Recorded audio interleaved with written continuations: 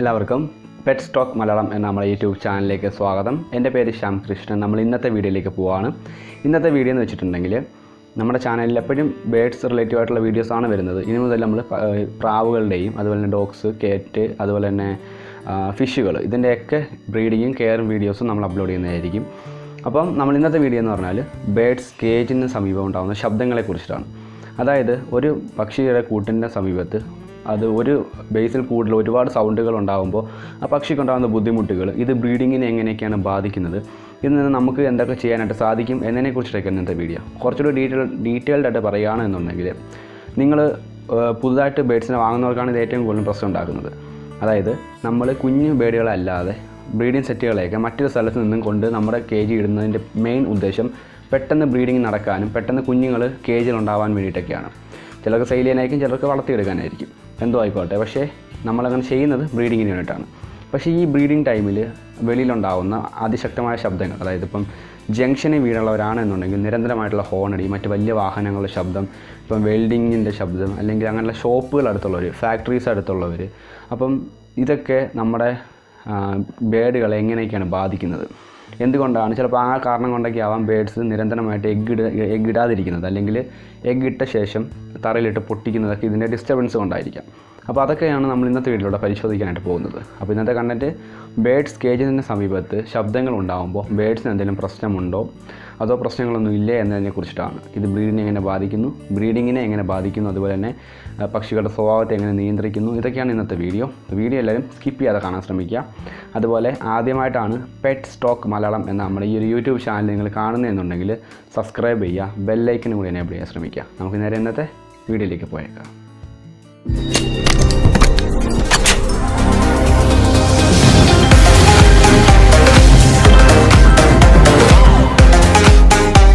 അപ്പോൾ ആദ്യമായിട്ട് പറയുന്നത് ഈ ശബ്ദങ്ങൾ ബ്രീഡിങ്ങിനെ എങ്ങനെ ബാധിക്കുന്നു എന്നതിനെക്കുറിച്ചിട്ടാണ്.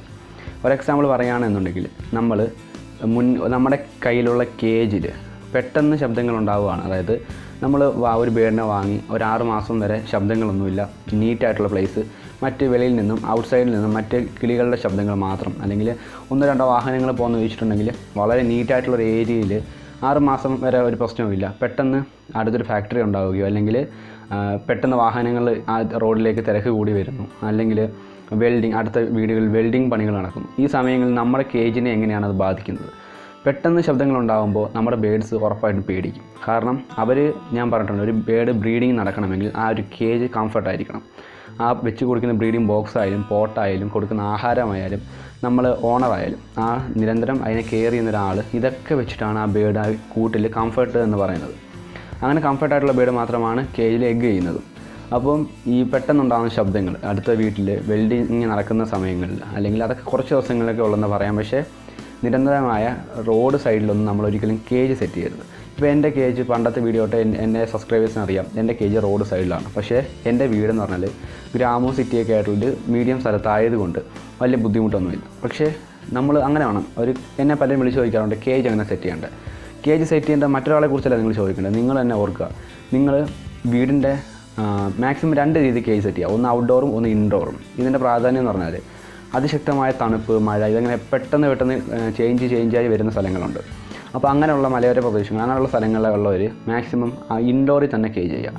ഔട്ട്ഡോർ ചെയ്യുമ്പോഴാണ് ഈ ഒരു കാലാവസ്ഥ വ്യതിയാനമൊക്കെ ഏറ്റവും കൂടുതൽ അഫക്റ്റ് ചെയ്യുന്നത്. അപ്പോൾ അങ്ങനെയുള്ള സ്ഥലങ്ങളിലുള്ളവർ ഇൻഡോർ സെറ്റ് ചെയ്യണം കേജ്. അതുപോലെ തന്നെ റോഡ് സൈഡ് അല്ലെങ്കിൽ ഫ്ലാറ്റ് ആ സെറ്റപ്പ് ഉള്ളവരൊക്കെ എപ്പോഴും വാഹനങ്ങൾ പോകുന്നു, എപ്പോഴും ഹോണടി കേൾക്കുന്നു, എപ്പോഴും അങ്ങനെയുള്ള പ്രശ്നങ്ങൾ ഉണ്ടാകുമ്പോൾ അവരൊക്കെ ഇൻഡോറിൽ തന്നെ കേജ് സെറ്റ് ചെയ്യുന്നതായിരിക്കും നല്ലത്. അല്ലെങ്കിൽ ഈ സൗണ്ടൊന്നും കിടക്കാത്ത രീതിയിൽ കുറച്ച് ബാക്കിലേക്ക്, വീടിൻ്റെ ബാക്കിലേക്ക്, റോഡിൽ നിന്ന് ഒഴിഞ്ഞ് വീടിൻ്റെ ബാക്കിലേക്ക് കേജ് സെറ്റ് ചെയ്യുന്നതായിരിക്കും ഏറ്റവും നല്ലത്. അപ്പോൾ അതൊക്കെ നമുക്ക് കുറച്ചൊക്കെ ഇതിൻ്റെ ഒരു ആഘാതം കുറയ്ക്കാനായിട്ട് സാധിക്കും. അപ്പം നിങ്ങൾ ചോദിക്കും, സ്വാഭാവികമായിട്ടും ഈ പെറ്റ് ഷോപ്പും ചില ഫാമുകളൊക്കെ ഈ സിറ്റിയിലല്ലേ, അവർക്കൊന്നും പ്രശ്നമില്ലായിരുന്നു. അതായത് നമ്മൾ പറഞ്ഞത് ഒരു ബേഡിൻ്റെ സ്വഭാവം രൂപപ്പെടുന്നത് അതിൻ്റെ കൊച്ചുനാൾ തൊട്ടാണ്. ഇപ്പോൾ ഒരു എക്സാമ്പിളായിട്ട് പറയാം, നമ്മളൊരു നായക്കുട്ടിയെ വാങ്ങുമ്പോൾ, ഒരു ഡോഗിനെ വാങ്ങുമ്പോൾ അതിൻ്റെ ചെറിയ പ്രായത്തിൽ നമ്മൾ എടുക്കുന്നതിൻ്റെ കാരണം നമ്മുടെ പരിസരവും നമ്മുടെ വീടും നമ്മളെ ക്യാരക്ടറൊക്കെ അത് മനസ്സിലാക്കി നമ്മുടെ ഒരു അറ്റാച്ച്മെൻറ്റ് ഉണ്ടാക്കിയെടുക്കാൻ വേണ്ടിയിട്ടാണ്. അതേസമയം ഒരു വലിയ ഡോഗിനെ വാങ്ങുമ്പോൾ അതിന് വളരെ വ്യത്യാസമായിരിക്കും. അത് മറ്റൊരാൾ ശീലിപ്പിച്ച ശീലങ്ങളായിട്ടായിരിക്കും നമ്മുടെ അടുത്തേക്ക് വരുന്നത്. അപ്പോൾ അത് ഒഴിവാക്കാൻ വേണ്ടിയിട്ടാണ് നമ്മൾ കുഞ്ഞു ഡോഗുകളെയൊക്കെ എടുക്കുന്നത്. അതേ സെയിമാണ് നമ്മൾ ഒരു ബ്രീഡിംഗ് സെറ്റിനെ എടുക്കുന്നവർക്കാണ് ഇത് ഏറ്റവും കൂടുതൽ പ്രശ്നം ഉണ്ടാക്കുന്നത്.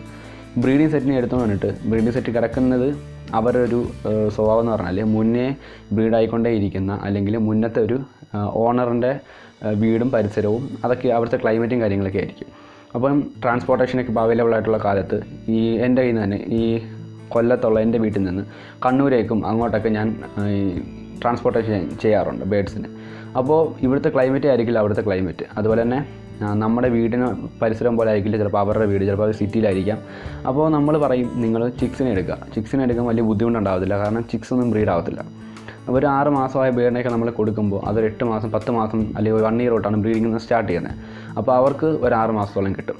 ആ 6 മാസം കൊണ്ട് അവരുടെ വീട്ടിൽ പോയിട്ട് അവരുടെ പരിസരവും അതുപോലെ തന്നെ അവിടുത്തെ സൗണ്ട്, അതുപോലെ തന്നെ ആ ഓണർ എങ്ങനെയാണ്, അവരുടെ ഫീഡിങ്, ഇതൊക്കെ ആ ബേഡിന് കംഫർട്ടായി മാറും. അത് കഴിഞ്ഞിട്ട് ബ്രീഡ് ചെയ്യുമ്പോൾ നമുക്ക് കിട്ടുന്ന റിസൾട്ട് വളരെ കൂടുതലായിരിക്കും. എല്ലാവരും പോയിട്ട് പെട്ടെന്ന് റിസൾട്ടിന് വേണ്ടിയിട്ട് ബ്രീഡിംഗ് സെറ്റിനെ എടുക്കുമ്പോൾ വരുന്ന പ്രശ്നമാണിത്. നമ്മൾ പറഞ്ഞ പോലെ ഒരു സ്ഥലത്ത് നിന്ന് വളരെ ക്വയറ്റായിട്ടുള്ള സ്ഥലത്ത് കിടക്കുന്ന ബേഡിനെ നമ്മൾ ബ്രീഡിംഗ് സെറ്റിനെ അവിടെ നന്നായിട്ട് ബ്രീഡ് ചെയ്യുന്ന, നന്നായിട്ട് എഗ് ചെയ്യുന്ന, നന്നായിട്ട് ഉള്ള പേരൻ്റായിട്ടുള്ള ബേഡിനെ നമ്മൾ നമ്മുടെ സ്ഥലത്ത് കൊണ്ടുവരുന്നു. അപ്പോൾ നമ്മുടെ സ്ഥലത്ത് നമ്മുടെ കേജിൽ ഒരുപാട് ശബ്ദങ്ങളുണ്ട്, ഒരുപാട് ഹോണടി അല്ലെങ്കിൽ ഒരുപാട് ശബ്ദങ്ങളൊരു ഏരിയ ആണ് എന്നുണ്ടെങ്കിൽ ആ ഏരിയയിൽ ഏറ്റവും കൂടുതലും വരുന്ന പ്രശ്നം ഈ ബേഡിനൊരു കംഫർട്ട് കിട്ടത്തില്ല. ആ സമയത്ത് അതിന് എഗ് ഇടാനായിട്ടുള്ള ഒരു ടെൻഡൻസി കുറയും, അല്ലെങ്കിൽ അത് പെട്ടെന്ന് ഡിസ്റ്റർബ് ആവും, കറക്റ്റായിട്ടുള്ള മീറ്റിംഗ് നടക്കത്തില്ല. അതുപോലെ തന്നെ എഗ് ചെയ്യുമ്പോൾ അവിടെ ഉണ്ടാകുന്ന ശബ്ദങ്ങളുണ്ട്. ഇപ്പം തന്നെ നിങ്ങൾക്ക് ഔട്ട്സൈഡ് കേൾക്കാം, ഒരു ബിൽഡിംഗ് പരിപാടി നടക്കുകയാണ്. അപ്പം ഇത് 1-2 ദിവസത്തേക്കുള്ള പരിപാടിയായിട്ട് കുഴപ്പമില്ല. പക്ഷേ നിരന്തരമായിട്ടുള്ള വെൽഡിംഗ് ഷോപ്പ് അടുത്തുള്ളവരോ അല്ലെങ്കിൽ വാഹനങ്ങൾ എപ്പോഴും ഓടുന്ന റോഡിലുള്ളവർക്കൊക്കെ ഇത് പ്രശ്നമാണ്. എന്താണ് പ്രശ്നം? ബ്രീഡിംഗ് സെറ്റിനെ വാങ്ങുന്നവർക്കാണ് പ്രശ്നം, അല്ലാതെ കുഞ്ഞ് ബേഡിനെ വാങ്ങിച്ചിട്ട് വന്നിട്ട് അതിന് നമ്മുടെ പരിസരവും അതിനും അറിയാം ഇതൊക്കെ നാച്ചുറലുള്ള സൗണ്ടാണ് എന്ന് അതിന് മനസ്സിലാവും. അങ്ങനെയുള്ള ബേഡ് അതൊക്കെ ശീലിച്ച് വരുമ്പോൾ അതിന് ബ്രീഡിങ്ങിൽ പ്രശ്നം വരത്തില്ല, അല്ലെങ്കിൽ അതിൻ്റെ ക്യാരക്ടർ അങ്ങനെയായി മാറും. എപ്പോഴും അത് കേൾക്കുന്നുണ്ട്. ഇപ്പോൾ ഒരു എക്സാമ്പിളായിട്ട് പറയുകയാണെങ്കിൽ വാഹനങ്ങൾ ഓടുന്ന റോഡിൻ്റെ അടുത്തുള്ള വീട്ടിലുള്ള കിളികൾ, അതിലെത്ര വാഹനം പോയാലും അത് ശീലിച്ച് കഴിഞ്ഞിട്ടുണ്ടെങ്കിൽ അത് പിന്നെ അത് മൈൻഡ് ചെയ്യത്തില്ല. അപ്പോൾ അത് കുഞ്ഞാണ്, അതിങ്ങനെ ശീലിച്ച് വന്നോളും. പക്ഷേ നമ്മൾ ബ്രീഡിംഗ് സെറ്റിനെ വാങ്ങിച്ച് കൊണ്ടിടുമ്പം അവിടെ ബ്രീഡായിക്കൊണ്ടിരുന്ന ബേഡ് ഇവിടെ ബ്രീഡാവാൻ ഒരുപാട് ലേറ്റാവും. അവരിതൊക്കെ അഡ്ജസ്റ്റ് ചെയ്ത് സെറ്റായി വരാൻ തന്നെ ഏകദേശം നല്ല സമയമെടുക്കും. അപ്പോൾ അതിലും നല്ലത് നമ്മൾ ചിക്സിനെ തന്നെ വാങ്ങുന്നതാണ്. ഏകദേശം അത്രയും സമയത്തോളം ഇത്ര എടുക്കുമെങ്കിൽ നമുക്ക് ഫസ്റ്റ് റിസൾട്ട് തൊട്ട് കിട്ടും എന്നുള്ളതാണ് ബെനിഫിറ്റ്. ബ്രീഡിംഗ് സെറ്റ് എന്ന് പറഞ്ഞാൽ എന്താണ്? പല വീഡിയോസിലും പറയുന്ന പോലെ തന്നെ 1, 2, 3 തവണ കൺഫേം ആയിട്ടുള്ള പേരൻറ്റുകൾ, അതായത് 2-ലേറെ തവണ ബ്രീഡ് ചെയ്ത് എഗ്ഗ് വിരിച്ചിറക്കുന്നതിനെയാണ് ബ്രീഡിംഗ് സെറ്റ് എന്ന് പറയുന്നത്. അപ്പോൾ 2-3 തവണ, ചിലർ ബ്രീഡിംഗ് സെറ്റ് എന്ന് പറയുമ്പോൾ 3 തവണയൊന്നും ആയിരിക്കില്ല, 4-5 തവണ എഗ്ഗ് ഇട്ട് കഴിഞ്ഞ ബേഡിനെയൊക്കെ ആയിരിക്കും അവർ വിൽക്കുന്നത്. അപ്പോഴത്തേക്ക് അതിൻ്റെ ഒരു ക്വാളിറ്റി വളരെ കുറവായിട്ടുണ്ടാവും. ചിലർ അടുപ്പിച്ചടുപ്പ് ബ്രീഡ് ചെയ്യുമ്പോൾ ബേഡിനും ക്ഷീണിക്കും, ബേഡിൻ്റെ ഇറങ്ങുന്ന ചിക്സിനും ക്വാളിറ്റി കുറവായിരിക്കും.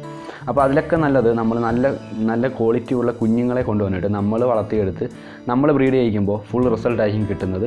അതെപ്പോഴും നിങ്ങൾ ഓർമ്മയിൽ വെച്ചേക്കുക.